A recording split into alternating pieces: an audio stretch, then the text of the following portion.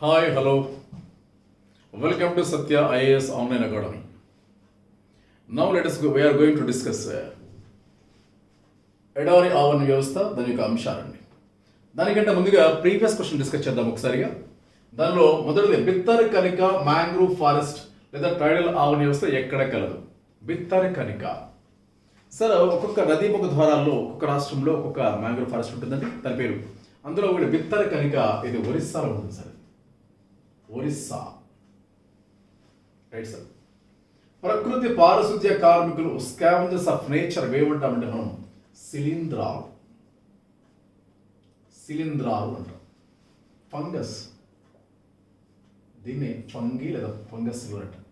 సముద్రపు ఆవరణ వ్యవస్థలో కాంతిరహిత మండలానికి గల పేరు మరొక పేరు ఉంటుంది సార్. దీన్ని డార్క్ జోన్ లేదా అబైసల్ జోన్ అంటాం సార్. డార్క్ జోన్ లేదా అబైసల్ జోన్ అంటాం. గ్రీష్మకాల సుప్తావస్థ, వేసవిద అనగా ఏమి?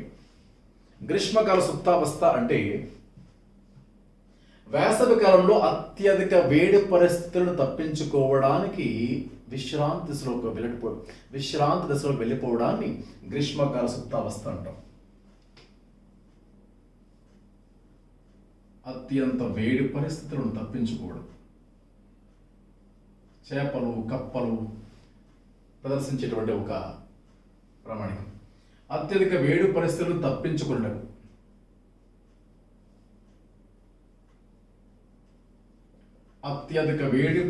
తప్పించుకున్నకు జీవులు ప్రదర్శించే విశ్రాంతి దిశ.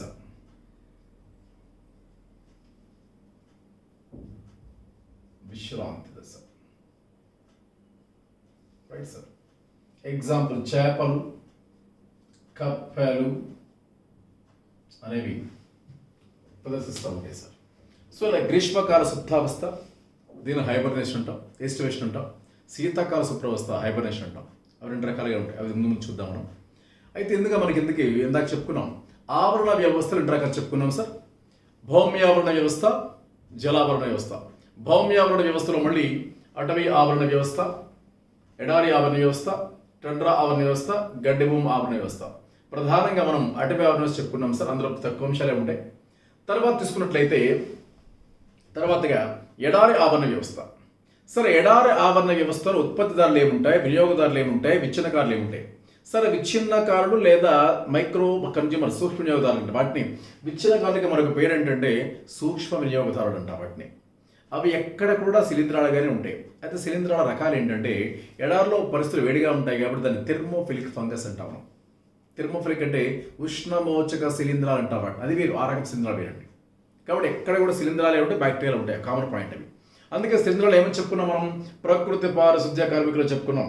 ఫంగస్ స్కావెంజర్స్ ఆఫ్ నేచర్ చెప్పుకున్నాం దాన్ని. Right sir. మరి ఎడారి ఆవరణ వ్యవస్థ, వాటి యొక్క అంశాలు, వాటిలో అనుకూలనాలు, ఈ పాయింట్ డిస్కస్ చేద్దాం సార్. మొదటిగా ఎడారి ఆవరణ వ్యవస్థ. సరే, ఎడారి అంటే డెఫినేషన్ ఎలా చెప్పుకోవచ్చు అంటే మనం చూడండి సార్. సగటు ఉష్ణోగ్రత 23 డిగ్రీల సెల్సియస్ ఉండి అతి తక్కువ వర్షపాతం ఉంటుందండి. అతి తక్కువ వర్షపాతం గల ప్రాంతాన్ని ఏమంటాము? ఎడారులు అంటాం సార్. ఎడారులు సాధారణంగా రెండు రకాలు సార్. ఉష్ణ ఎడారులు, శీతల ఎడారులు. ఉష్ణ ఎడారులు అంటే ఉదాహరణకి రాజస్థాన్ థార్ ఎడారి మన భారతదేశంలో మనకి బాగా తెలుస్తుంది, అదేమిటి. శీతల ఎడారులు అంటే మన కాశ్మీర్లో లడక్ అండి. లడఖ్లో ఉన్నటువంటి ఎడారి శీతల ఎడారి. అలాగే చైనాలో ఉండే గోబీ ఎడారి సార్. ఈ రెండు కూడా శీతల ఎడారులు, కోల్డ్ డిజర్ట్స్ అంటామాట. ఇదేమో హాట్ డిజర్ట్, అదేమో cold dessert. Clear sir. Sir, మరి చూద్దాం ఒకసారి వాటిని. ఎడారి ఆవరణ వ్యవస్థ.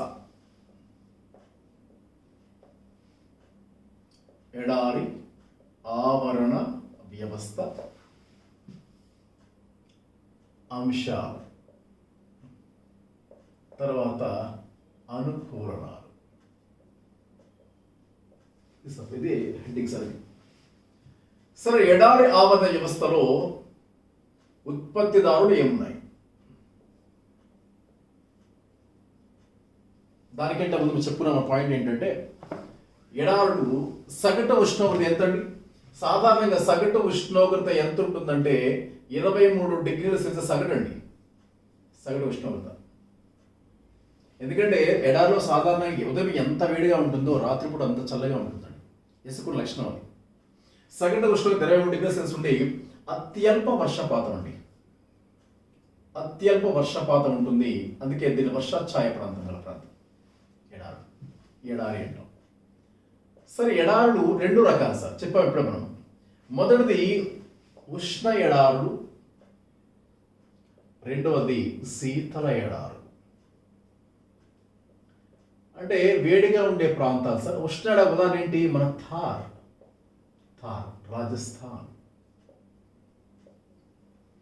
రాజస్థాన్ ఉన్నటువంటి థార్ ఎడారి, థార్ డిజర్ట్. శీతల ఎడారిలో మొదటి లడఖ్ అండి. భారత్లో అత్యంత ఎత్తైన భూమి సార్, ఎత్తైన పీఠభూమి. అత్యంత ఎత్తైన విమానాశ్రయం లడఖ్ అని చెప్పుకుంటాం. ఎందుకని? అత్యంత ఎత్తైన ప్రాంతం, సముద్ర మట్టానికి చాలా ఎత్తులో ఉంటుంది లడఖ్ అనేది. అలాగే దానికి గోబి సార్, చైనాలో ఉంటుంది. ఇది ఇండియా కాశ్మీర్ ప్రాంతం సార్, ఇండియాలో కాశ్మీర్ ప్రాంతంలో లడఖ్. ఇది గోబి సార్, చైనా. సరే, మరి ఎడారి అనగానే మనకు గుర్తొచ్చేది ఏంటంటే అత్యంత వేడిగా ఉండే ప్రాంతం, ఇసుక అని గుర్తొస్తాయి సాధారణంగా. ఎడారిలో ఏ ఆవరణ వ్యవస్థ అయినా మనకు 3 అంశాలే ఉంటాయి. అది ఏంటి? జీవరాశులు. అది సాధారణంగా నిర్జీవ కారకాలు ఉంటాయి, జీవకారకాలు ఉంటాయి. నిర్జీవ కారకాలు క్షుణ్ణంగా తర్వాత డిస్కస్ చేద్దాం. ఇది జీవకారకాలు. అంటే ఆవరణ వ్యవస్థలో 2 అంశాలు ఉంటాయి. ఆ 2 అంశాలు ఏంటవి? నిర్జీవ కారకాలు, జీవకారకాలు. జీవకారకాల వల్ల ఏముంటాయి? ఉత్పత్తిదారులు, అలాగే వినియోగదారులు, మూడవది విచ్ఛిన్నకారులు. సరే, విచ్ఛిన్నకారులకి మరొక పేరు ఏంటంటే, ఇది వినియోగదారులు అని చెప్పాం కదా సార్. ఇక్కడ సూక్ష్మ వినియోగదారులు.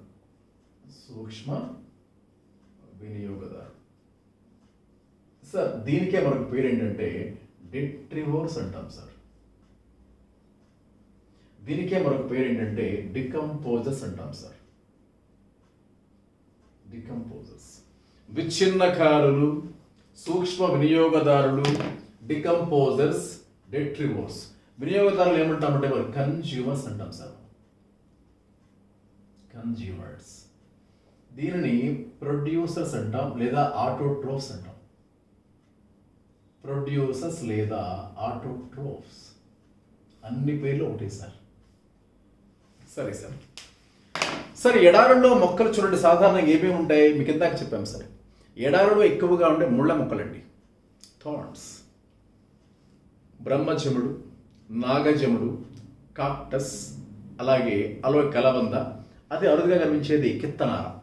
కిత్తనార అనే మొక్క మన చుట్టూ ఉండే ప్రాంతాల్లో కూడా పెరుగుతూ ఉంటుంది సాధారణంగా. అగేవ్ అంటాం దాన్ని, అగేవ్ అమెరికానా సైంటిఫిక్ నేమ్. దాన్ని కిత్తనార అంటాం.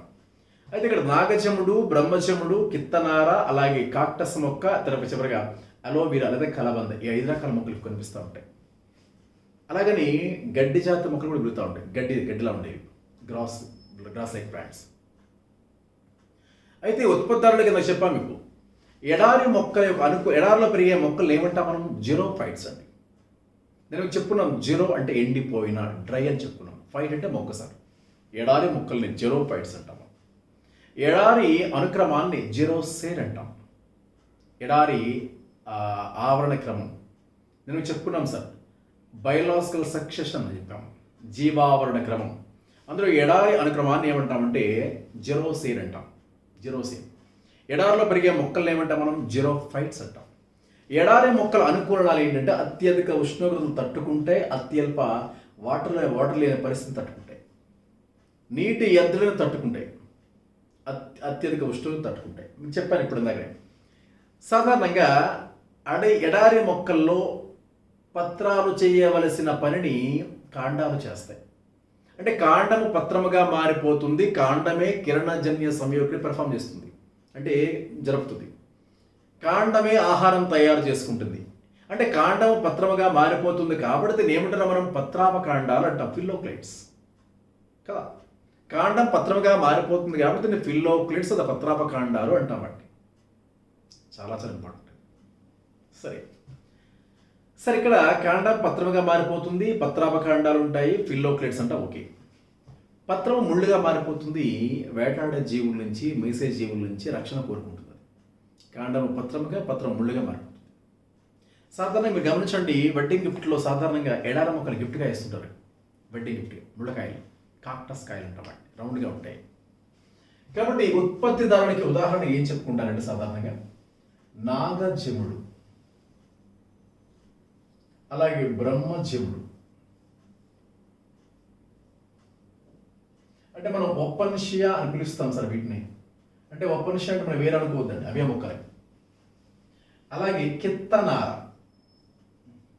సార్, ఇది సాధారణ వాతావరణంలో కూడా పెరుగుతుంది, అంటే మనకు తెలిసిన వాతావరణంలో పెరుగుతుందండి, సాధారణ వాతావరణం. నాగజముడు, బ్రహ్మజముడు, కిత్తనార, ఇది ఇంపార్టెంట్ సార్. దీని తర్వాత అలోవీరా, అంటే దాని పేరు కలబంద సార్. ఇందులో ఔషధులు కూడా ఉండేది, ఇందులో కలబందలు, అలోవీరా. అలాగే కాక్టస్ అండి, కాక్టస్ ఇలా రౌండ్గా ఉండి వీటిపైన ముళ్ళులా ఉంటాయి సార్. దీన్ని కలబంద అంటాం. మీకు ఇంత చెప్పాం సార్, పత్రావకాండాలు చెప్పుకున్నాం సార్.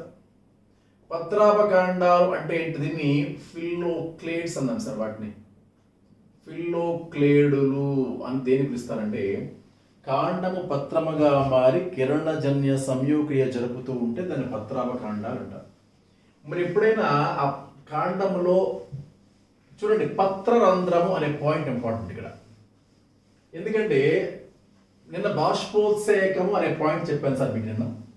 బాష్పోత్సేకం అంటే నీరు నీటి ఆవిరిగా మారటాన్ని బాష్పోత్సేకం అంటాం. అయితే బాష్పోత్సేకం ఎలా జరుగుతుంది? పత్రరంధ్రాల ద్వారా. అంటే పత్రరంధ్రాలు ఏమి పిలుస్తాం మనం? స్టొమాటా అంటాం సార్, ఇంగ్లీష్ పదం ఇది. కూడా ఎలా వేస్తుంటాడు, దీన్ని పత్రరంధ్రము అంటాడు సార్, పత్రరంధ్రాలు. బాష్పోత్సేకముని పెర్ఫామ్ చేసేవి, అంటే తెలుగులో ఇంగ్లీష్ బాష్పోత్సేకాన్ని ప్రదర్శించే ఎవరంటే పత్రరంధ్రాలు. కానీ ఈ పత్రరంధ్రాలు, ఈ పత్రాపకాండాల్లో దిగబడి ఉంటాయి, అందుకే దాన్ని దిగబడిన పత్రరంధ్రాలు, దిగబడిన పత్రరంధ్రాలు అంటాం సార్. దేనిలో ప్రత్యేకంగా ఉంటాయంటే జిరోఫైట్స్. మీరు చెప్పామండి, ఎడారి మొక్కలు ఏమిటి పిలుస్తాం మనం? జిరోఫైట్స్ అంటాం సార్, జిరోఫైట్స్. అంటే సంకెన్ స్టొమాటా అంటాం. ఇవి ఏం చేస్తాయి? ఇవి బాష్పోత్సేకాన్ని నిరోధిస్తాయి, అంటే వాటర్ని బయటికి వెళ్లకుండా నిరోధిస్తాయి. సంకెన్ స్టొమాటా అంటాం దాన్ని. Clear sir? సరే, ఈ వేడు కూడా భూమిలో చాలా లోతుగా విస్తరించి ఉంటాయి. ఎందుకు అలా ఉండాలంటే పై భాగాల్లో వాటర్ ఉండదండి సార్, చాలా లోతుగా వెళ్ళాలి. ఎడారి మొత్తం ఇసుకతో ఆక్రమించి ఉంటుంది కదా, కాబట్టి వేళ్ళు చాలా లోతు విస్తరించి ఉండాలి, దాని అనుకూలం అలా ఉంటాయి. సరే, దీని తర్వాత పత్రాపకాండాలు, ఫిల్లోక్లేట్స్ అంటే చెప్పుకున్నాం సార్, థాట్స్ అంటాం. ఇవి ఉత్పత్తులకు సంబంధించింది. ఇక రెండవది వినియోగదారుడు, కన్స్యూమర్స్.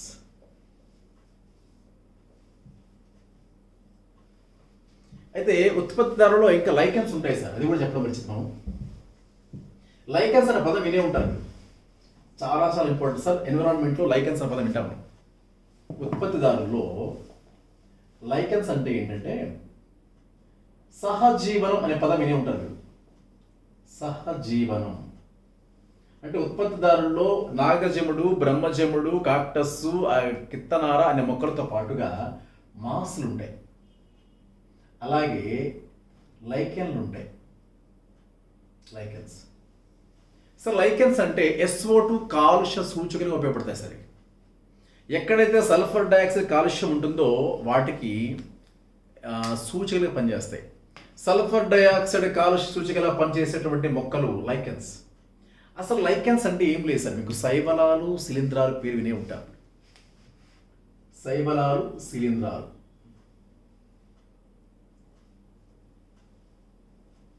మూడు ఉంటాయి సార్. సార్, శైవలాలు మరియు శిలీంధ్రాలు రెండు కలిపి నివసించడాన్ని సహజీవనం అంటాం సార్. రెండు కలిపి నివసించేటువంటి లైకన్స్ అంటాం. చూడండి సార్, సాధారణంగా మీరు గమనించండి, మీకు ఎంతమంది పాయింట్ చెప్పాను సార్. వేరుశనగ బుడపిల్లో ఉండే బ్యాక్టీరియా పేరు రైజోబియం. రైజోబియం ఏం చేస్తుంది? అట్మాస్ఫియర్లో ఉన్న అనురూపంలో, అంటే అనురూప మాలిక్యులర్ ఫామ్, అణు నత్రజనిని మొక్కలు డైరెక్ట్గా వాడుకోలేవు. వాతావరణంలో ఉన్న అణు నత్రజని డైరెక్ట్గా వాడుకోలేవు కాబట్టి ఆ అణురూపంలో ఉన్న నత్రజనిని నైట్రేట్గా మార్చివేసి మొక్క అందిస్తుంది. ఎవరు? Rhizobium bacteria. So rhizobium bacteria మొక్క అందిస్తుంది యాజ్ అ రిజల్ట్. అంటే మొక్క దానికి ఏం చేస్తుంది? ఫుడ్ కానీ షెల్టర్ కానీ ప్రొవైడ్ చేస్తుంది. అంటే రెండు మ్యూచువల్ బెనిఫిట్ అండి ఇక్కడ. అంటే ఒకదానికి కూడా సహాయపడుతూ నివసిస్తూ ఉన్నాయి ఇక్కడ. దాన్ని ఏమంటామంటే సహజీవనం అంటాం. సింబయోసిస్, ఇంగ్లీష్లో సింబయోసిస్ అంటాం సార్. అంటే ఒకదాని వల్ల ఒకదానికి సహాయం ఉంటుంది, సింబయాస్ దీన్ని అంటాం. మనకి నెక్స్ట్ టాపిక్ ఉందండి, సింబయాసిస్, కమెన్సలిజం, ఇవన్నీ పాయింట్స్ వస్తాయి, చూద్దాం తర్వాత వాటిని. సరే, సహజీవనం అంటే రెండు జీవులు పరస్పరం ఒకదానికి కూడా సహాయపడుతూ ముందుకెళ్ళటం, నివసించడం. ఉదాహరణకి సైవలం శిలీంధ్రం, ఉదాహరణకి వేరుశనగ మొక్క రైజోమ్ బ్యాక్టీరియా, ఉదాహరణకి మానవ శరీరం పెద్ద పేగులో ఉండేది బ్యాక్టీరియా పేరు ఎస్చెరిషియా కొలై. చూడండి, సహజీవనానికి ఉదాహరణ చెప్పుకోవచ్చు ఏంటంటే వస్తాయంటే వేరుశనగ బుడిపెలండి, వేరుశనగ బుడిపెలు, నాడ్యూల్స్ ఆఫ్ గ్రౌండ్ నట్, అలాగే రైజోబియం బ్యాక్టీరియా. అలాగే మానవ శరీరంలో పెద్ద పేగండి, పెద్ద పేగు. అసలు మన పెద్ద ప్రేగులో కోలాన్లో ఉండేటువంటి ఆ బ్యాక్టీరియా పేరేమిటో ఎస్చెరిషియా కొలై, వినే ఉంటుంది. అలాగే లైకెన్లో కూడా సైవలం శిలీంధ్రం అలా కూడా చెప్పొచ్చు. ఇది చాలా ఉంటాయి. మనం ఫర్ ఎగ్జాంపుల్ క్రొకడైల్ బయటకు వస్తే కొన్నిసార్లు క్రొకడైల్కి నది నుంచి బయటకు వచ్చినప్పుడు నోరు చాపినప్పుడు కొన్ని పక్షులు వెళ్తాయి సార్. ఆ పక్షి నోటి లోపలికి వెళ్ళిన మొసలు ఏమీ అనదు సార్, కానీ వేరే ఏ జీవుడిని చంపేస్తుంది, తినేస్తుంది.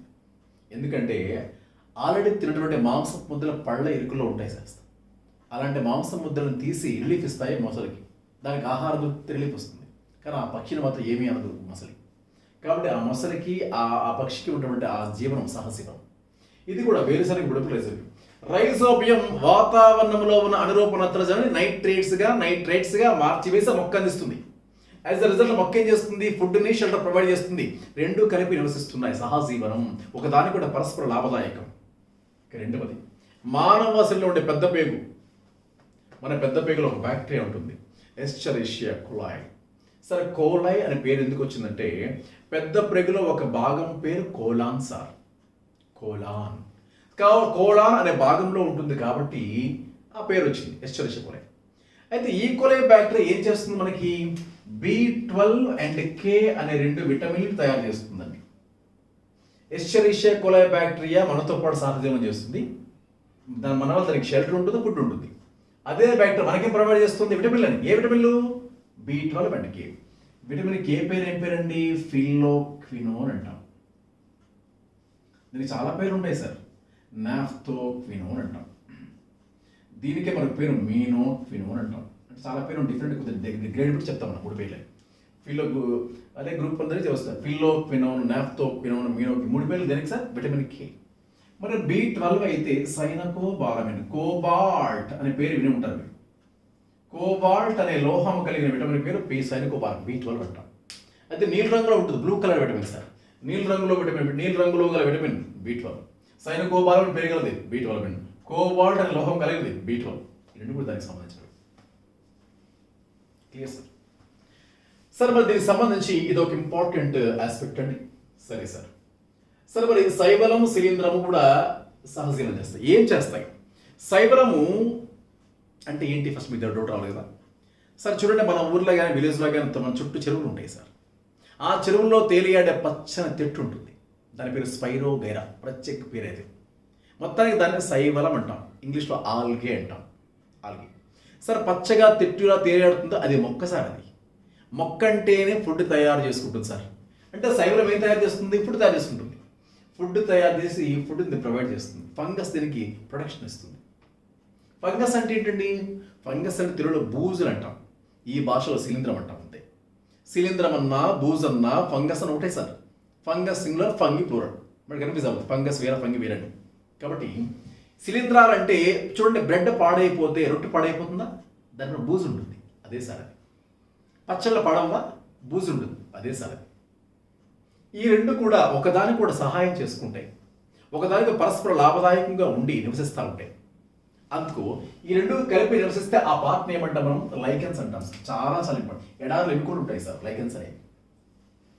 లైకెన్లో శైవల భాగస్వాములు ఏమంటామంటే ఫైకోబయాంట్, ఫైకోబయాంట్ అంటాం సార్.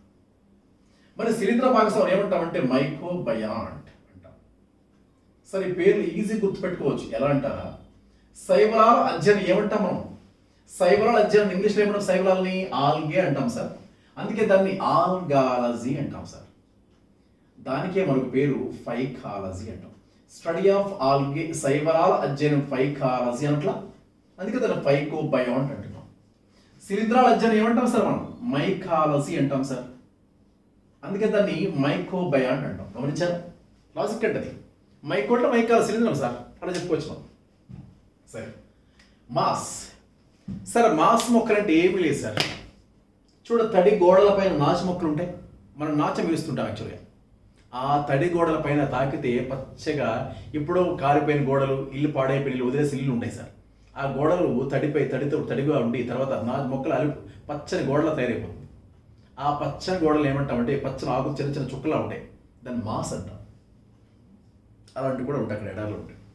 నీలి ఆకుపచ్చ శైవలాలు సార్, బ్లూ గ్రీన్ ఆల్గే. నీలి ఆకుపచ్చ రంగులో ఉంటాయి, పచ్చని తిట్ల తేలాడుతుంటాయి, అలాంటివి కూడా ఉంటాయి ఎడార్లు. ఇవన్నీ కూడా దేనికి ఉంటాయంటే ఉత్పత్తులే చెప్పుకుంటాం. అంటే ఎడారుల ఉత్పత్తులు ఏమి చెప్పుకున్నాం సార్ ఇక్కడ? సార్ ఎడారుల ఉత్పత్తులుగా చెప్పుకుంటే మనం ఎడారుల ఉత్పత్తులకి నాగజముడు, బ్రహ్మజముడు, కాక్టస్, కిత్తనార, కలబంద, శైవలాలు, అదే లైకెన్స్ అంటాం. అలాగే మాస్ మొక్కలు, నీలి ఆకుపచ్చ శైవలం, ఇవన్నీ కూడా ఉత్పత్తులుగా చెప్పుకుంటాం సార్. దీంట్లో సార్ ఎడారి వ్యవస్థ. సరే, ఎడారి ఆవరణ వ్యవస్థలో ఉత్పత్తిదారులు అయిపోయింది సార్. రెండవది వినియోగదారుడు. సార్ ఇందాక మీకు కొన్ని పాయింట్స్ రాస్తాను.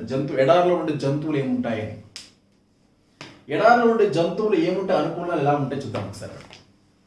ఎడారిలో ఉండే జంతువులు ఏముంటాయంటే మొదటిది side, wide, yonder and snake. రెండవది గోల్డెన్ మోల్. ఎడారిలో ఉండే జంతువులు సరే, side, wide, yonder snake, golden mole, కంగారు ఎలుక, శాండ్ గ్రౌస్. చూడండి, కంగారు ఎలుక, శాండ్ గ్రౌస్,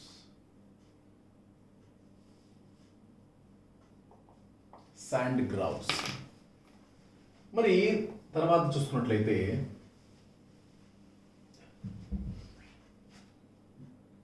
ఫెనిస్ ఫాక్స్ అండి, ఫెనిస్ ఫాక్స్. తర్వాత డిజర్ట్ డైవింగ్ లిజార్డ్ అంటాం, దాన్ని శాండ్ డైవింగ్ లిజార్డ్ అంటాం. Sand diving lizard.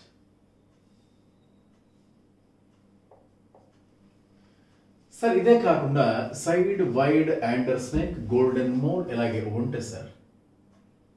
చూసారా, ఈ 7 కూడా దేనికి సంబంధించినటువంటి వినియోగదారులు చెప్పొచ్చండి. సార్ మనకి ఒంటె అనేది మనకి బాగా తెలిసినటువంటి జంతువు సార్, బాగా తెలిసింది. ఒంటిలో ఎడారి అనుకూలాలు ఏముంటాయంటే, అనుకూలాలు హూప్ ఉంటుంది, అంటే దాన్ని ఏమంటాం, దాన్ని పైన మూపురం అంటాం తెలుగులో. మూపురం అంటే లాంగ్ ఐ లాష్ అండి, పొడవైన నేత్రాలు,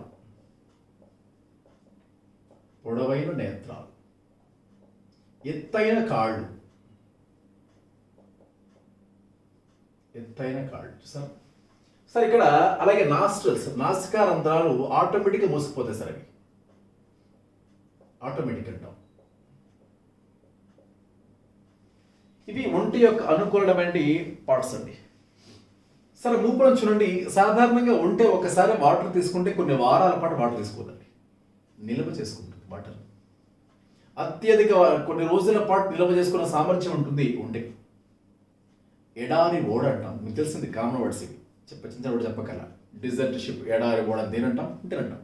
కాబట్టి సార్ పొడవైన నేత్రాలు ఉంటాయి సార్, కానీ వెడల్పు ఏముండవు సార్, వెడల్పుగా ఉంటాయి. ఎందుకు తెలుసా? ఎందుకంటే ఇసుక తుఫాన్లు వచ్చినప్పుడు టక్కన మూసుకుపోతాయి. శాండ్ సైక్లోన్స్, ఇసుక తుఫాన్లు రేగొట్టినప్పుడు అవి కళ్ళు ఈజీగా మూసుకుపోవడానికి అనుకూలంగా ఉంటాయి.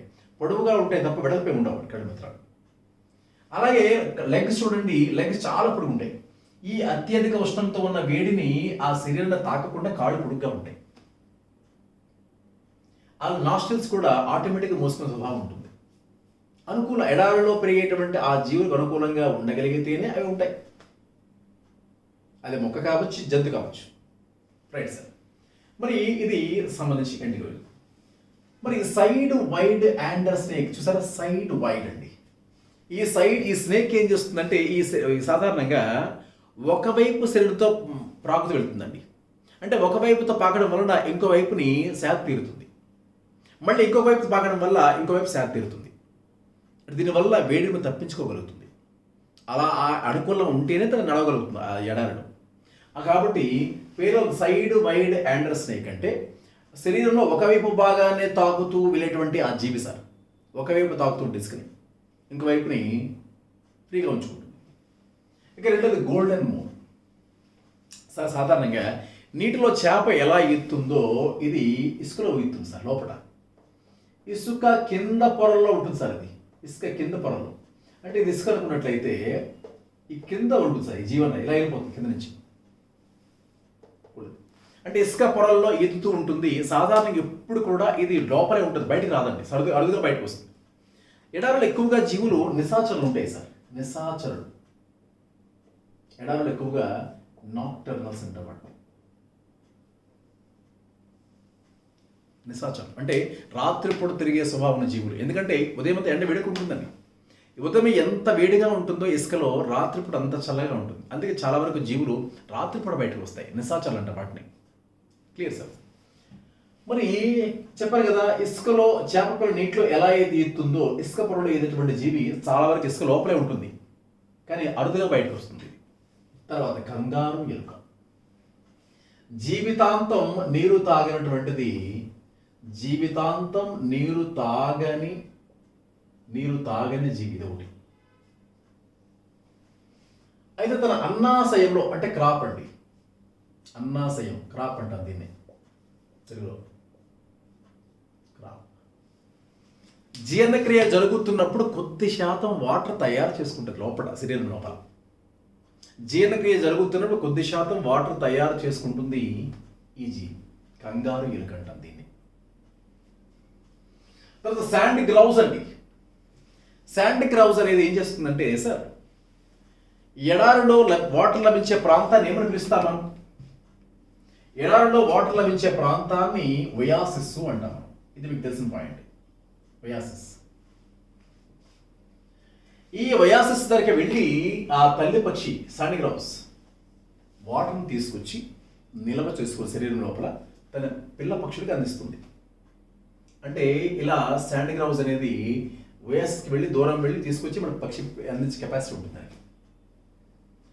ఫెనిస్ ఫాక్స్ సార్. ఫెనిస్ ఫాక్స్ దీన్ని డిజర్ట్ ఫాక్స్ అంటాం సార్. ఎడారి నక్క, డిజర్ట్ ఫాక్స్ సార్. ఈ డిజర్ట్ ఫాక్స్కి ఈ కాళ్ళు ఉన్నప్పుడు దీనిపైన బొచ్చు ఉంటుందండి, బొచ్చు ఉంటుంది లెగ్స్ పైన.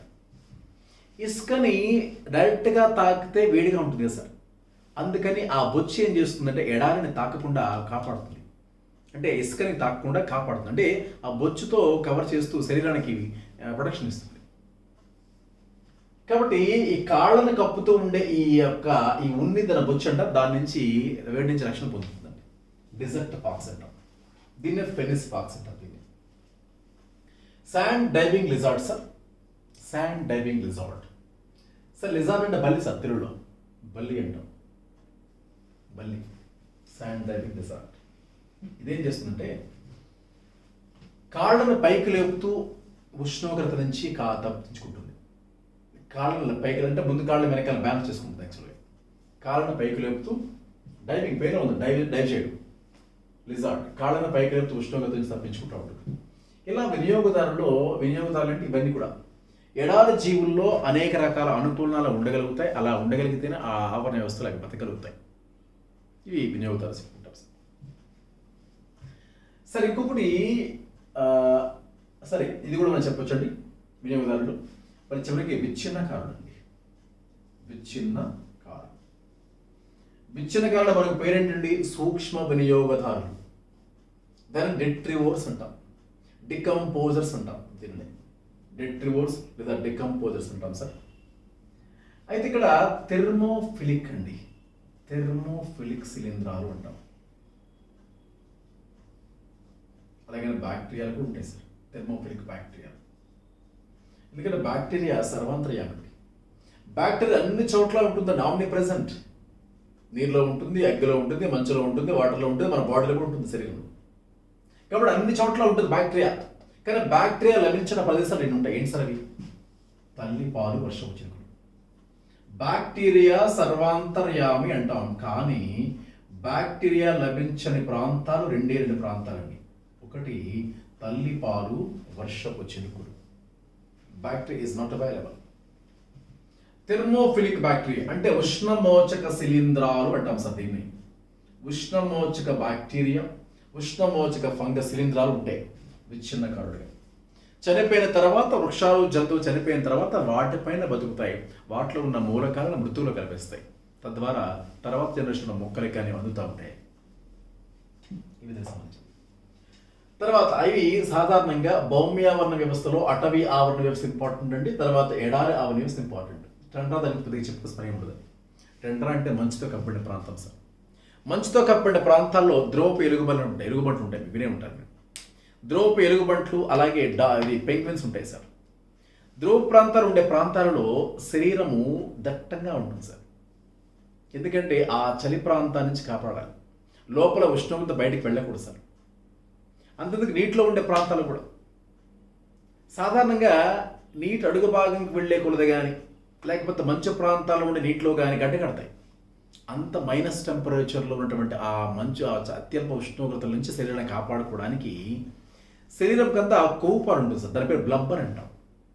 డాల్ఫిన్ కానీ తిమింగలాలు కానీ తీసుకుంటే వాడి శరీరం కింద దట్టంగా ఉండే కొవ్వు పాలు ఉంటుంది. దాని పేరు బ్లబ్బర్ అంటాం. ఆ బ్లబ్బర్ ఏం చేస్తుందంటే ఆ బ్లబ్బర్ చాలా కమర్షియల్గా చాలా వాల్యూబుల్ సార్. అందుకే వేటాడతారు తిమింగలాల్ని. దాన్ని వేలింగ్ అంటాం.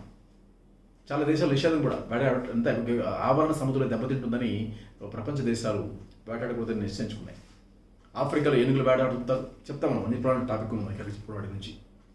కాబట్టి ఆ అత్యల్ప ఉష్ణోగ్రతల నుంచి కాపాడుకోవడం కోసం చర్మం క్రింద ఉండే క్రొవ్వులు దట్టమైన క్రొవ్వు పని ఏమంటాం మనం? బ్లబ్బర్ అంటాం సార్. బ్లబ్బర్.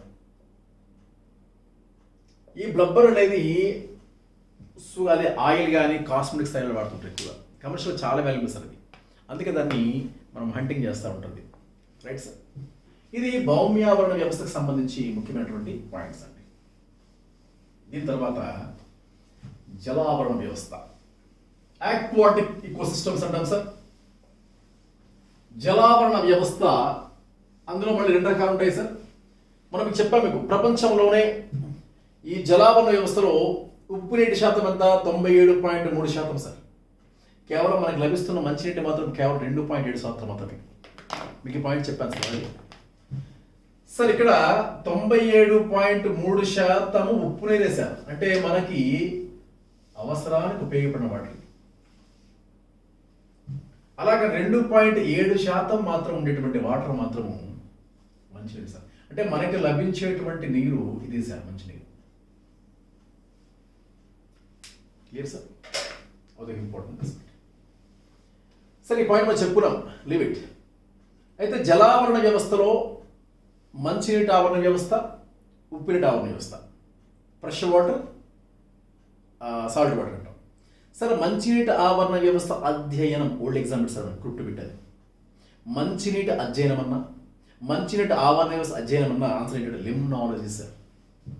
లిమ్నాలజీ చాలా చాలా ఇంపార్టెంట్. అడిగాడు ఓల్డ్ ఎగ్జాంపుల్, గుర్తుకి. మంచినీటి ఆవరణ వ్యవస్థ అధ్యయనం అంటాడు సార్. మంచినీటి ఆవరణ వ్యవస్థల అధ్యయనం. లిమ్నాలజీ. Clear sir? సరే మరి సరే చూద్దాం, ఈ పాయింట్ అయిపోయింది సార్ మనకి. మంచినీటి ఆవరణ వ్యవస్థ, ఉప్పునీటి ఆవరణ వ్యవస్థ. మంచినీటి ఆవరణ వ్యవస్థలు రెండు రకాలు ఉంటాయి సార్. ప్రవహించే నీటి ఆవరణ వ్యవస్థలు, స్థిరంగా ఉండే నీటి ఆవరణ వ్యవస్థలు. స్థిరంగా ఉండే ఆవరణ వ్యవస్థ సరస్సులు అండి, చెరువులు, సరస్సులు. ఒక స్థిరంగా ఒక చుట్టూ బార్డర్ ఉంటుంది, అక్కడ ఉంటాయి, అలా స్థిరంగా ఉంటాయి, ఫిక్స్డ్. కానీ ప్రవహించే నీటి ఆవరణ వ్యవస్థలు నదులు ఉంటాయి కదా, నదులు, కాలువలు, ఇవన్నీ కూడా దీనికి సంబంధించినవి ప్రవహించేవి. స్థిరంగా ఉండే నీటి ఆవరణ వ్యవస్థ ఏమంటాం మనం? లెంటిక్ అంటాం. ప్రవహించిన నీటి ఆవరణ వ్యవస్థ ఏమంటున్నాం మనం? లోటిక్ అంటున్నాం సార్. Okay sir. ఉప్పు నీటి ఆవరణ వ్యవస్థ ఏముంటాయి సార్ అండి? సముద్రం, మహాసముద్రం. అంటే సింపుల్గా చిన్న ఫ్లో చార్ట్ వేసుకుంటే జలావరణ వ్యవస్థ రెండు రకాలు ఉంటాయి మనకి. మంచినీటి ఆవరణ వ్యవస్థ, ఉప్పు నీటి ఆవరణ వ్యవస్థ. మంచినీటి ఆవరణ వ్యవస్థ మన రెండు రకాలు ఉంటాయి సార్. లెంటిక్ నీటి ఆవరణ వ్యవస్థ, లోటిక్ నీటి ఆవరణ వ్యవస్థ. లెంటిక్ నీటి ఆవరణ వ్యవస్థలో ఉండేది స్థిరంగా ఉండే ఆవరణ వ్యవస్థ. ఇది ప్రపంచ ఆవరణ వ్యవస్థ. లెంటిక్ ఉదాహరణ చెప్పుకున్నాం మనం, చెరువులు కానీ సరస్సులు కానీ కొలనులు కానీ. కానీ ఇక్కడ మాత్రం ఏంటివి? నదులు సార్. ఇది ఫ్లో చార్ట్. ఇదే ఫ్లో చార్ట్ మనం వేసుకున్నట్లయితే లేదు సార్. మరి మ్యాంగ్రోవ్స్ దగ్గరికి వస్తాయి మనకి మ్యాంగ్రోవ్స్ అనేవి ఉప్పు నీటి ఆవరణ వ్యవస్థకు వస్తాయి సార్ కూడా. Right sir. జలావరణ వ్యవస్థ, జలావరణ వ్యవస్థ, ఆక్వాటిక్ ఎకోసిస్టమ్. ఆక్వాటిక్ ఎకోసిస్టంలో ఫ్లో చార్ట్ తీసుకున్నట్లయితే మంచినీటి ఆవరణ వ్యవస్థ,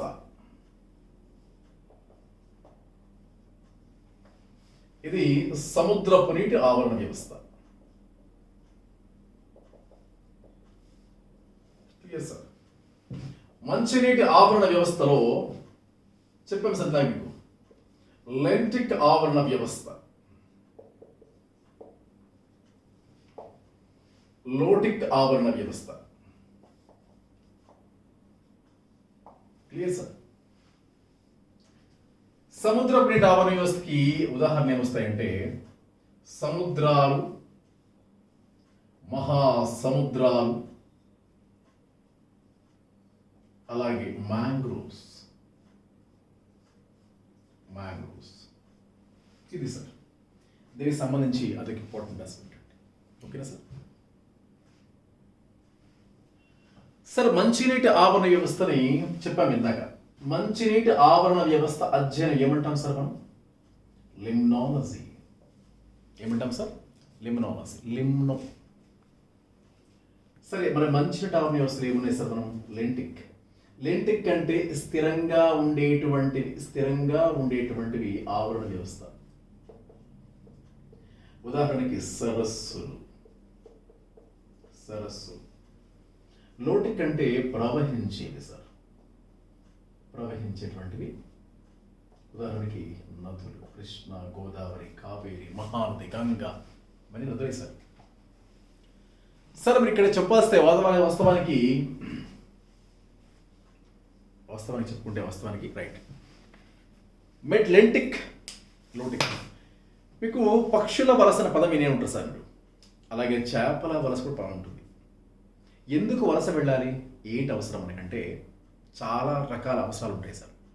కొన్నేమో ప్రజల కోసం వెళ్తుంటాయి, కొన్నేమో ఆహారం కోసం వెళ్తుంటాయి, కొన్నేమో వాతావరణ పరిస్థితి ఎస్కేప్ అవడం కోసం వెళ్తుంటాయి. ఎక్కడో సైబీరియన్ కొంగ మనకు ఉళ్ళేరు రావట్లేదా? మన భర్తపూర్ బడిజెట్ ఎవరిది? రాజస్థాన్లో కియోల్దేవ్ బర్డ్ శాంక్చురీ రావట్లేదా?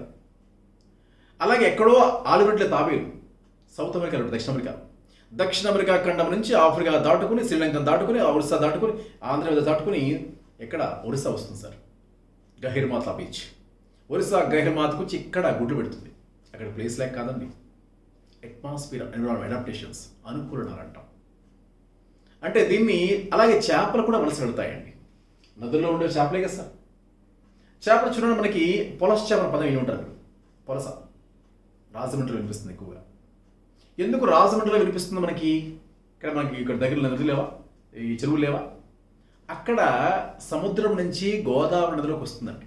అంటే ఉప్పు నీటి నుంచి నదుల్లోకి వస్తుంది. గమనించారా చేపలు? అంటే సముద్రపు నీటి నుంచి ఉప్పు నీటికి వలస వస్తాయి కొన్ని చేపలు. అలాంటి వచ్చే చేపే పొలస చేప. మన బెంగాల్ వెళ్ళండి, గంగా నదికి ఇలా నది వెళుతుంటే దానికి వ్యతిరేకంగా ఎత్తుతాయి.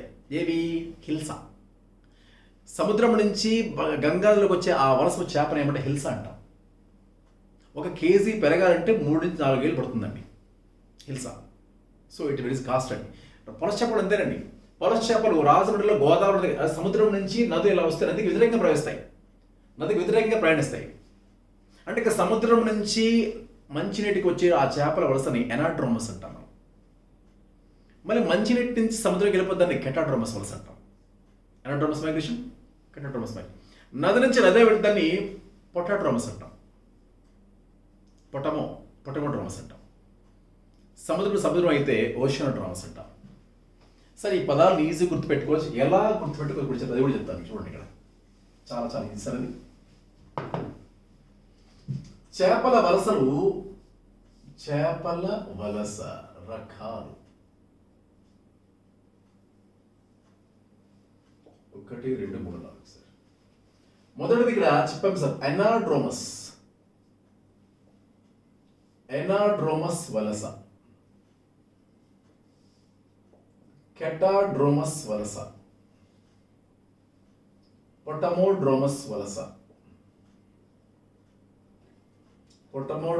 వలస, అలాగే ఓషియానోడ్రోమస్ వలస. సరే, ఎనాడ్రోమస్ అంటే సముద్రపు నీటి నుంచి మంచినీటికి వెళ్ళాడు వలస. మంచినీరు అంటే నదులండి.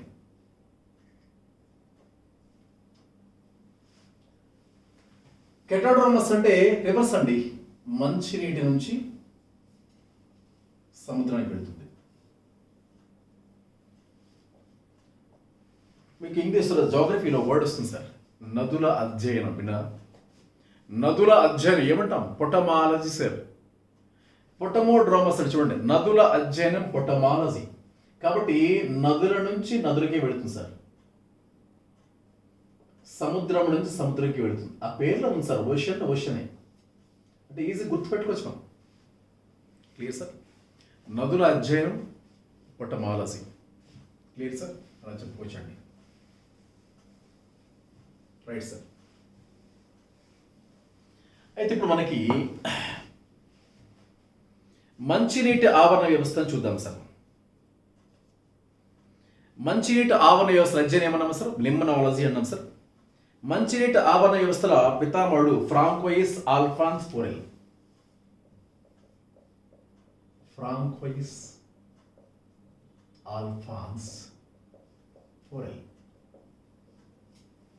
Father of fresh water ecosystem sir. మంచినీటి ఆవరణ వ్యవస్థల పితామహుడు అండి.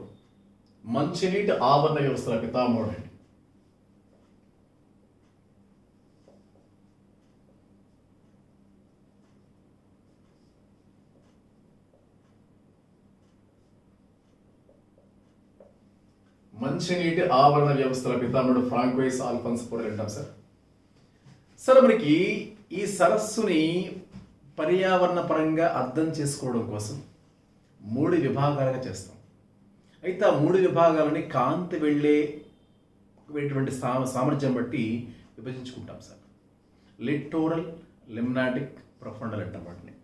లిట్టోరల్, లిమ్నాటిక్ అండ్ ప్రొఫండల్ అని 3 పాటు చెప్పుకుంటాం సార్. చూద్దాం ఒకసారి.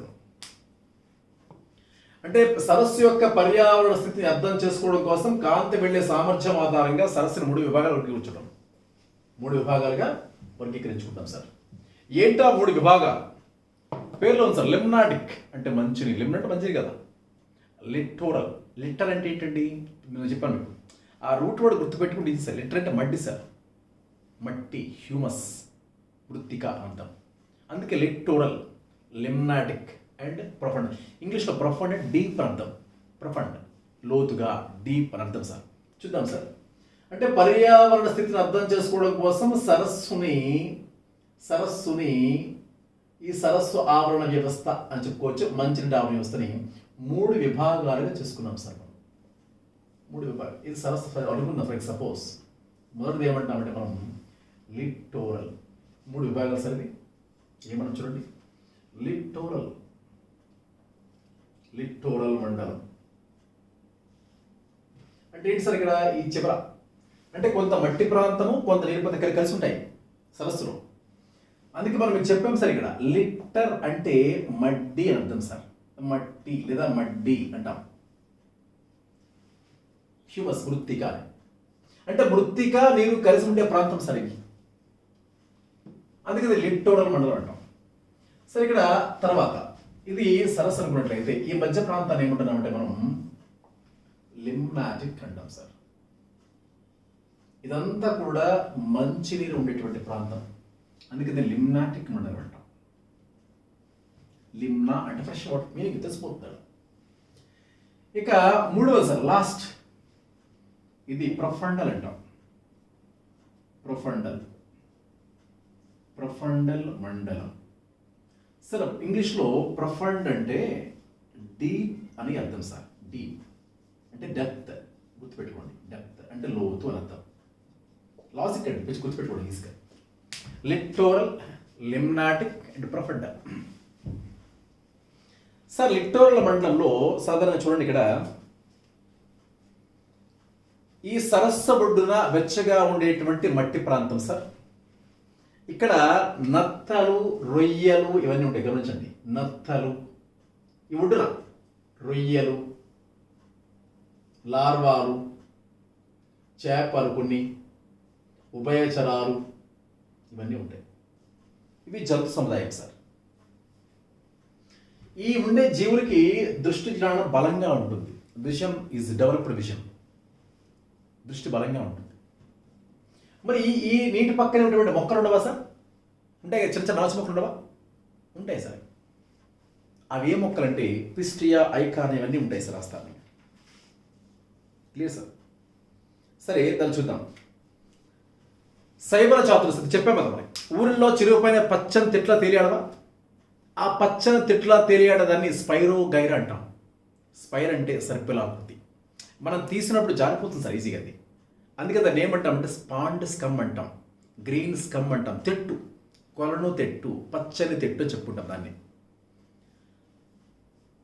స్పైరోగైరా అని పాండ్ స్కమ్ లేదా గ్రీన్ స్కమ్ అంటే ఇది ఒక ఆల్గే, ఇది ఒక శైవలం సార్. అలాగే మనకి హుస్సేన్ సార్ వెళ్ళండి, ఆ చూడండి అంచులో చిన్న గుర్రపడెక్క ఉంటుంది సార్, గమనించలేదు. అంటే వేస్ట్ అది. డ్రెడ్జింగ్ కార్పొరేషన్ చెప్పి కేసీఆర్ గారు ఆ మధ్య మనం పూడికి తీశారు అంతా కూడా. అవన్నీ ఇన్వాజివ్ స్పీసీస్ అంటాం. ఇన్వాజివ్ అంటే దాడి చేసే స్పీసీస్, అంటే విదేశీ ఆక్రమణ జాతులు అండి. విదేశీ ఆక్రమణ. అసలు గుర్రపడెక్క మన ఇండియాలో లేదు సార్. దీన్ని బెంగాల్ టెర్రర్ అంటాం సార్. ఎందుకంటామంటే అది అనవసర పొక్కలు సరే. అవి నీటిలో ఉన్న మిగతా ప్రాంతాన్ని ఆక్రమించి మిగతా జీవులకి స్పేస్ లేకుండా చేస్తాయి. ఇది ఎక్కడి నుంచి వచ్చింది సార్? ఒకప్పుడు మనం ఇండియా, అమెరికా నుంచి ఆ రైస్ని మనం ఇంపోర్ట్ చేసుకునేవాళ్ళం ఒకప్పుడు. ఇప్పుడు ప్లాన్ హాలిడే టైంలో అయితే అలా తీసుకునేటప్పుడు కాంగ్రెస్ గ్రాస్ ఏది వాలేదు, దాని పేరు వయ్యారి బామ్మ లేదా కాంగ్రెస్ పారిదిన మొక్క వచ్చింది. మొక్కట అది ఆటోమేటిక్ వచ్చింది, విదేశీ ఆక్రమణ జాతులు కాబట్టి. మన ఇండియా లేవు సార్ ఆ మొక్కలు. ఇది కూడా అంతే, గుర్రపడెక్క కూడా మన మొక్క లేదా విదేశాల నుంచి వచ్చింది, ఆటోమేటిక్ వచ్చింది. ఆ గుర్రపడెక్క కానీ పిస్టియా అంతరతామర, అంతరతామర, గుర్రపడెక్క, ఈ శైవలాలు ఇవన్నీ అంచులు ఉంటాయి సార్. చూడండి, గుర్రపడెక్క అంటే ఏం లేదు సార్, ఇవన్నీ బుడుపిల్ల ఉండి చిన్న జలసగా ఆకులుంటాయి. చూస్తే మీకు అర్థమైపోతుంది. కాబట్టి మొక్కలు చూసుకుంటే ఏముంటాయంటే గుర్రపు డెక్క, దీన్ని బెంగాల్ టెర్రర్ అంటాం సార్. బెంగాల్ టెర్రర్ అంటే మొత్తం నది అంతా మనకి ఆక్రమించేస్తుంది ఇదే బెంగాల్ టెర్రర్. అలాగే పిస్టియా, దీనికి మరొక పేరు ఏంటంటే అంతరతామర, పిస్టియా, గుర్రపు డెక్క, దీన్ని ఐకార్నియా అంటాం సార్. ఐకార్నియా. శైవలాలు ఎక్కువగా ఆ చెరువులో, సరస్సులో ఉండేది స్పైరోగైరా ఉంటుందండి. దీనికి ఏంటంటే పచ్చని తెట్టు, కొలను తెట్టు అని పేరు పెట్టుకుంటాం సార్. మనం పచ్చని తెట్టు, కొలను తెట్టు పేరు పెట్టుకుంటాం. అంటే సరస్సుల్లో కిరణజన్య సంయోగక్రియ జరిపి ఆహారాన్ని తయారు చేసుకునే ఎబిలిటీ వీటికే ఉంటుందండి. వీటి మీద ఆధారపడితే ఇవన్నీ కూడా వినియోగదారులు. వీటిని ఏమంటున్నాం మనం? ఉత్పత్తిదారులు అంటున్నాం మనం. వీటి నుంచి ఆధారపడి ఏంటది? వినియోగదారులు. సరే సార్ లిమ్నాటిక్ మండలంలో ఎక్కువగా ఉండేవి చేపలే సార్. చేపలు ఎక్కువగా ఉంటాయి. పెద్ద పెద్ద సరస్సులు అయితే ఎక్కువగా చేపలు ఉంటాయి sir. Clear sir. Daphnia, Cyclops, shrimp అండి. ఎక్కువగా ఉండే చేపలు ఏంటంటే డాఫ్నియా, సైక్లాప్స్, ష్రింప్ అనేటువంటివి చేపలు వాటిలో ఉంటాయి లిమ్నాటిక్. సరే, మరి ఈ లిమ్నాటిక్ మండలంలో ఈ రెండు కూడా కాంతి ప్రసారం ఉండాలి. ఈ లిటోరల్ నుంచి లిమ్నాటిక్ కాంతి వెళుతుంది సార్. ఈ ప్రఫండ మండలంలో కాంతి రహిత మండలం వెళ్ళదు సార్, కాంతి వెళ్ళదు. కాంతి వెళ్ళని ప్రాంతాలలో వినికిడి సామర్థ్యం అనే సామర్థ్యం ఉన్నటువంటి జంతువులు ఎక్కువగా ఉంటాయి. అవి ఇంకోటి కాంతి అయినప్పుడు ఎలా కనిపిస్తాయి వాటికి? వాటి నుంచి కొన్ని వెలుతురు బయటకు వస్తాయి. దీన్ని జీవ సందీప్తి అంటాం. చాలా చాలా ఇంపార్టెంట్. మరి మనకి మినుగురు పురుగు విన్నారా? సరే, మినుగురు పురుగు అనే పదం వినే ఉంటారు సార్ మీరు. మినుగురు పురుగు చూసారా మెరుస్తూ ఉంటుంది. ఎందుకో తెలుసా? రెండు కారణాలు ఉంటాయి. ఒకటి బయలాజికల్ రీజన్ ఏంటంటే అపోజిట్ సెక్స్ని ఆకట్టుకోవడం. కానీ ఫిజికల్ రీజన్ ఏంటంటే ఫిజిక్స్ పరంగా చూసుకుంటే అందులో ల్యూసిఫెరన్ అనే ప్రోటీన్ ఉంటుంది. ల్యూసిఫెరేజ్ అనే ఎంజైమ్ వల్ల షైన్ అవుతుంది. దానికి చర్య జరిపి షైన్ వస్తుంది. అలాగే జీవ సందీప్తి అంటే సాధారణంగా ఇప్పుడు కరెంట్ ఉంది సార్. ఎలా వస్తుంది? ఇది కాపర్ వైర్ ద్వారా ఎలక్ట్రిసిటీ పాస్ అవుతుంది, ఇది వెలుగుతుంది. ఇది వేరే సెక్షన్. ఇది నిర్జీవం, ఫిజిక్స్ ఎక్స్పర్ట్. కానీ జీవుల్లో కాంతిని వెదజల్లే గుణం ఉంటుంది సార్ వీటికి.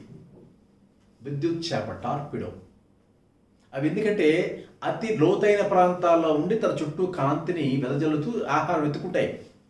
అంటే చూడండి, జీవ సందీప్తి అనే పదం వినాలి సార్ ఇక్కడ. జీవ సందీప్తి, దీని ఇంగ్లీష్లో బయోల్యూమినిసెన్స్. ల్యూమెన్ అనే పేరు మనకి ఫిజిక్స్లో ఉంటుంది. కాంతికి ప్రమాణాలు క్యాండిల పాతది ల్యూమెన్ అంటాం, లక్స్ అంటాం, వినే ఉంటారు. ల్యూమినిసెన్స్. జీవ సందీప్తి అంటే జీవులే తమంతట తాముగా కాంతిని వెదజల్లుతాయి. తమంతట తాముగా కాంతిని వెదజల్లగలిగితే దాన్ని ఏమంటామంటే బయోల్యూమినిసెన్స్. Example torpedo sir. దీనికి ఎగ్జాంపుల్ విద్యుత్ చేప. టార్పిడోని ఏమంటామంటే విద్యుత్ చేప అంటాం. సపోజ్ కాంతిని వెదజల్లుస్తుంది. సో ఇట్లా దీనికి సంబంధించి అదొక ఇంపార్టెంట్ ఆస్పెక్ట్ అండి. Right sir. లిటోరల్ లిమ్నాటిక్ అంటాం.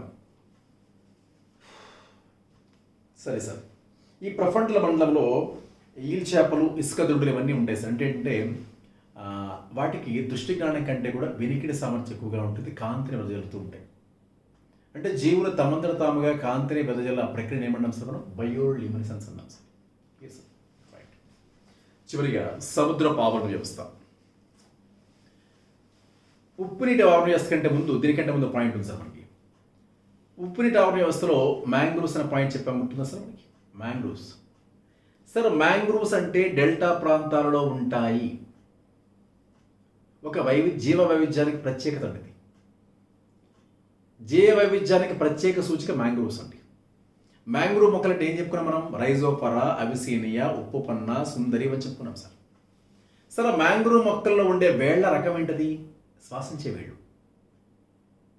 దానికి మరొక పేరేంటి? నొమటోఫోర్స్ అని చెప్పాను, గుర్తుందా సార్? అంటే శ్వాసించే వేళ్ళు గల మొక్కలు మ్యాంగ్రూవ్స్. ప్రత్యేకంగా అడిగితే రైజోఫరా, ఆ పేరు ఇంపార్టెంట్ కొద్దిగా. రైజోఫరా, అవిసీనియా, ఈ రెండు ఇంపార్టెంట్ సార్. Clear sir. సరే సార్, మరి మ్యాంగ్రూవ్స్ భారతదేశంలో ఎక్కడెక్కడ ఉన్నాయి సార్? చూడండి ఒకసారి. ఇందాక మీరు చెప్పుకున్న పాయింట్ తీసుకుంటే ప్రత్యేకంగా మ్యాంగ్రూవ్స్ అనేవి గుజరాత్లో లేదు, కానీ సాధారణంగా వెస్ట్ బెంగాల్ నుంచి చూడండి కొన్ని ఇంపార్టెంట్ సార్. అన్ని అవసరం లేదు మనకి. ఇలా ఇది మ్యాప్ పాయింటింగ్ వేసుకుంటే ఇది వెస్ట్ బెంగాల్ ఉంటుంది సార్.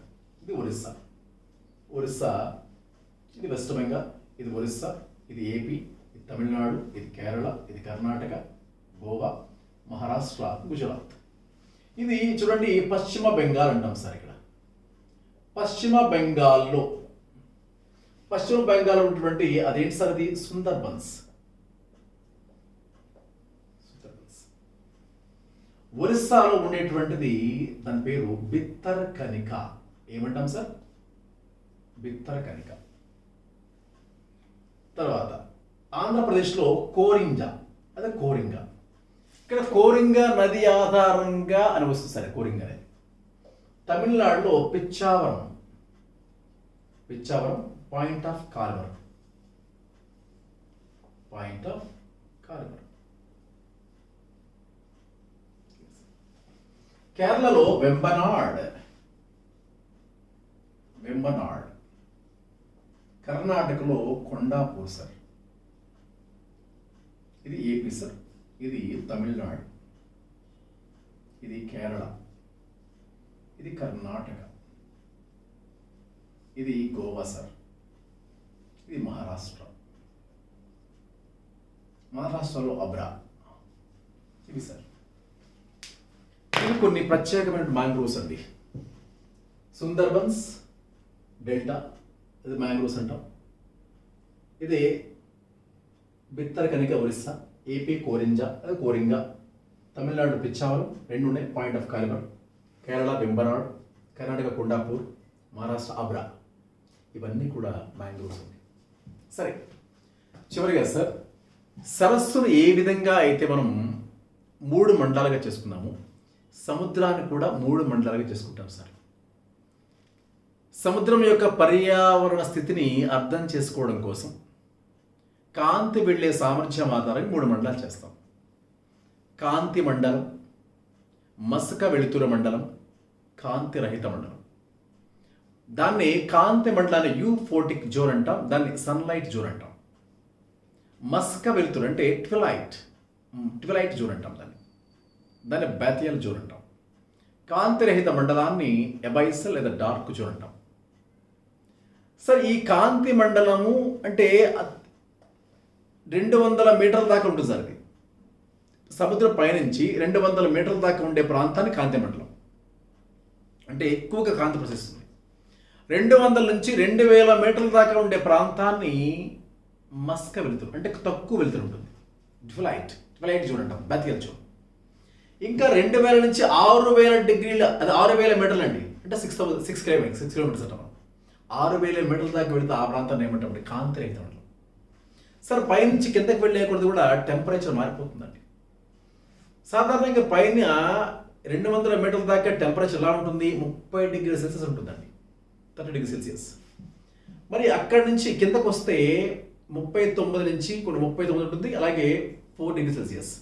4 నుంచి 39 దాకా ఉంటుంది, దాన్ని ఏమంటామంటే ట్విలైట్ జోన్ అంటాం, మస్క వెలుతురు అంటాం. ఆ కిందకి 0 సార్, 0 to 3, 3 డిగ్రీ సెల్సియస్ చాలా మైనస్, అది చాలా లెస్ టెంపరేచర్ ఉంటుందండి. అంటే సముద్రం యొక్క పర్యావరణ స్థితి అర్థం చేసుకోవడం కోసం 3 మండలాలుగా చేసుకుంటాం, కాంతి, మస్క వెలుతురు, కాంతిరహిత. అయితే డిస్టెన్స్ వేసుకుంటే కాంతిరహిత మండలం డిస్టెన్స్ ఎంత, 200 మీటర్లు అండి. మస్క వెలుతురు ఎంత, 2000 మీటర్లు అండి. కాంతిరహిత మండలం ఎంత, 6000 మీటర్స్ అంట. పై మండలం టెంపరేచర్ ఎంత, అబౌట్ 30 డిగ్రీ సెల్సియస్ ఉంటుందండి. మిడిల్ అయితే 4 నుంచి 39 ఉంటుంది, లాస్ట్లో 0 నుంచి 3 ఉంటుంది.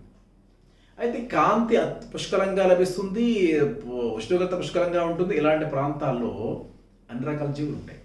సపోజ్ ప్లాంక్టాన్స్, నీటిపైన తేలియాడుతూ పచ్చిక బయలు ఉంటాయి, డయాటమ్స్ అంటాం, ప్లవకాలు, ప్లాంక్టాన్స్. దీనిపైన చిన్న చిన్న పురుగులు లాంటివి, ఫైసేలియా, పచ్చ తాబేళ్ళు, ఎగిరే చేపలు, సియానమోస్, డాల్ఫిన్స్, ఇవన్నీ ఉంటాయి సార్. అది రైట్. ఇవి సముద్ర పావన వ్యవస్థలో.